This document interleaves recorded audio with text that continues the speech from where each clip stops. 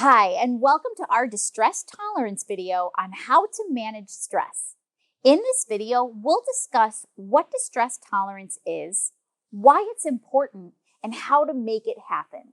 I'll even share some skills that I use when I'm stressed that I always keep in my back pocket. So, what is distress tolerance? Let's break it down into its two words. Distress refers to those moments when we feel stressed or overwhelmed, whether it's spilling a drink, arguing with a friend, or dealing with the aftermath of procrastinating for an exam. We all experience distress. Now let's look at tolerance. Tolerance refers to us confronting our distress rather than dismissing it or ignoring it. Whether we need to actually start studying for a test or calming down our bodies from feeling angry. Tolerance refers to acting rather than doing nothing. But how can we confront distress if we don't even know how to tolerate it? Our bodies respond to distress with either a fight, flight, or freeze response. Our fight response is where we fight against stress and confront it. Our flight response is when we try to escape a situation or avoid stress. And our freeze response is when we feel debilitated or unable to do anything when presented with stress. Part of what drives our body's fight, flight, or freeze responses is when our brain's limbic system, brainstem, and frontal lobe activate with inputs of distress. Stress first activates our limbic system. The limbic system includes our amygdala and hippocampus, which are responsible for our emotions and memory. When we're stressed, our amygdala activates with a fear response. Our hippocampus, or our memory center, leads us to recognize stress based on our previous experiences. It also leads us to respond how we have in our past, thanks to that memory component. Our amygdala and hippocampus send urgent signals via neurotransmitters to our brainstem to get our bodies prepared to meet the stressor at hand. Our brainstems are responsible for things that we do automatically, like taking breaths or managing our heart rates. When stress leads our limbic system to send signals to our brainstem, our heart rate and breathing rates increase. And when our distress is resolved, or we feel more relaxed, our heart and breathing rates slow down. Our brainstem actually works with our spinal cord, where our parasympathetic and sympathetic nervous systems are. Remember those?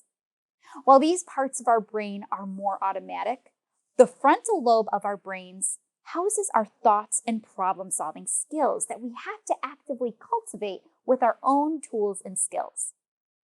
Whether we tell ourselves to take a breath or how to resolve our stress, our frontal lobe is the part of our brain that can help us intervene to resolve our stress when our body may not be able to manage it on its own. So how does all of this work together? Let's think of when we're in an exam and our minds draw a blank. We tell ourselves, I know I studied, so why can't I recall this information? This stressful situation would start in our amygdala, where we feel that fear of possibly failing the exam. Our hippocampus may bring up a memory of a time we failed in the past, and neurotransmitters send signals to our brainstem and spinal cord. We may notice our heart rates and breathing rates elevating, which are meant to ramp up our bodies to respond to the stressful situation. If we have skills and enough resources in our bodies, we could have a fight response where we pull through that exam, try our best, and recover with a nap later in the day. If we don't have enough resources or tolerance for the stress we feel, we may have a flight or freeze response where we're unable to answer those test questions or turn in the test without even finishing. We shouldn't judge ourselves for having a flight or freeze response. Stress is a relative experience. My hope is that through this video, I can share some distress tolerance skills that can help us tackle the challenges we may encounter in our daily lives. So now that we know what distress tolerance is and how it manifests in our bodies, let's start building our distress tolerance plan. The first step is for us to identify times our bodies tend to feel stressed. We do this to help bring awareness to when we need to call on our distress tolerance skills. It's like when you jump into a pool and learn that if you breathe, you'll get water up your nose. Knowing that it's impossible to breathe underwater can prepare us to hold our breath until we come back to the surface. It's the same thing with distress tolerance. Once we know how our bodies respond to certain situations, we can equip ourselves to manage them more effectively. A good way to start building awareness of when we feel stressed is to ask ourselves some questions. These include, how do I know I'm stressed? How does my body feel? Where am I when I feel stressed? What situations tend to happen that stress me out?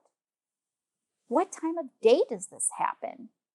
And who is involved when it happens? Let's try answering these questions with the example of failing a class. Maybe we're behind in our classwork, and that trigger for us is hearing that we have another assignment, in addition to the ones we haven't even completed yet. Our bodies may respond by our hearts starting to pound or our heads starting to ache.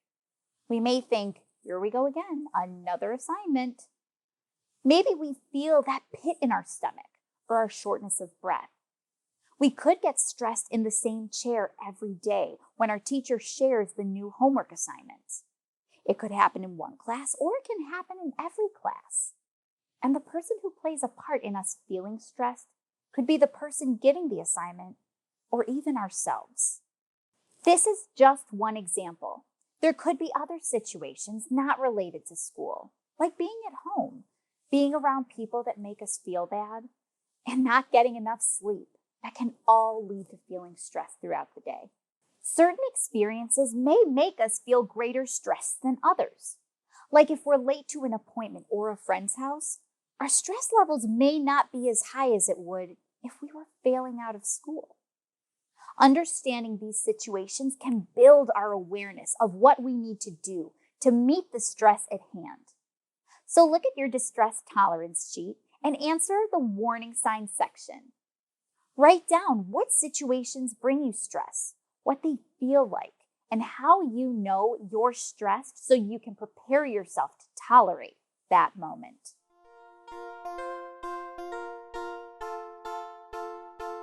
So now that we know when we feel stressed, let's equip ourselves with coping skills to help us tolerate the stressors we may face.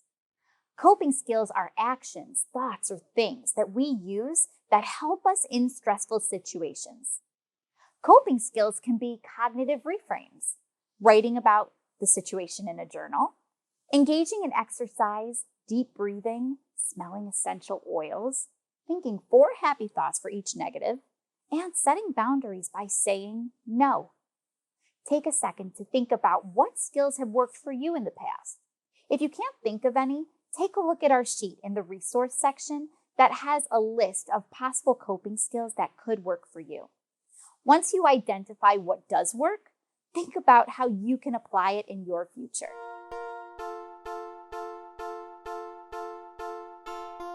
Today, we're going to talk about 5 additional coping skills that we can use to help build our tolerance for stress. These include radical acceptance and control, cognitive reframes, a mindfulness plan, leaning on others, and rewards. Let's talk about radical acceptance and control. We use radical acceptance because sometimes we cannot avoid stressors, and it's better to make our own progress in confronting them rather than avoiding or denying that they exist. In radical acceptance, we learn to accept what's happening, confront the situation, and change how we feel about it over time. The next step in radical acceptance and control is control. During the control stage, we acknowledge what we can control and focus our energy on that rather than on what we cannot control. One example of this is when someone lets us down or doesn't follow through on a commitment they've made. You might not be able to change their actions, but you can change who you count on in the future, your response to them, and how you cope. It can be so helpful to take control over whatever you can and to gain the awareness of what is out of your control for the future. The cognitive reframe is the second tool I want to discuss. Remember the A, B, C, D, E, F steps from that first video?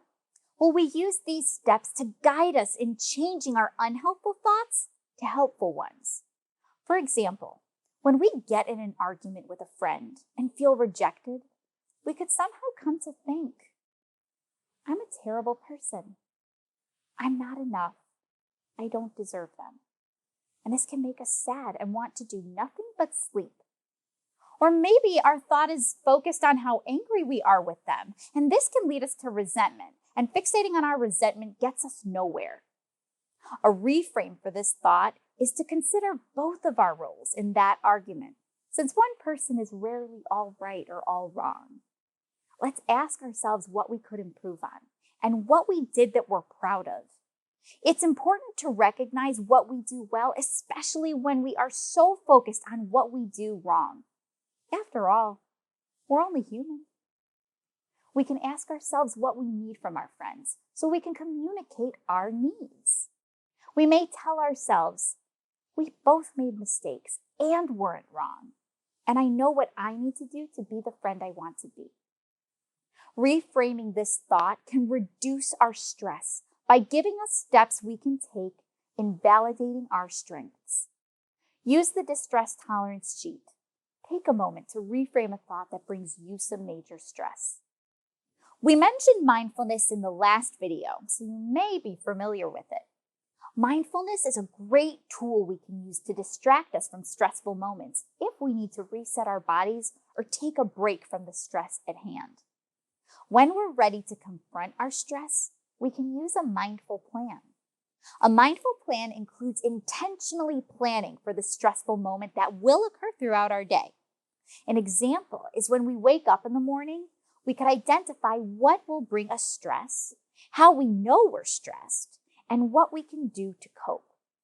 Maybe we tell ourselves, I get stressed when I pass certain people who intimidate me. I can tell I'm stressed based on how my face feels. My cheeks get all hot. To cope, we could tell ourselves, I'll remove myself from an unsafe situation by walking to a place that feels safe to me. I'll also use my coping skills of listening to a song in my head, and I'll tell myself that I'm doing the best I can. We can even practice square breathing, mapping out our walk to a safe space, thinking about our favorite song, or telling ourselves that we're doing our best to get those ideas in our muscle memory. Just make sure your mindful planning is specific to the stressors you're navigating and to what works for you.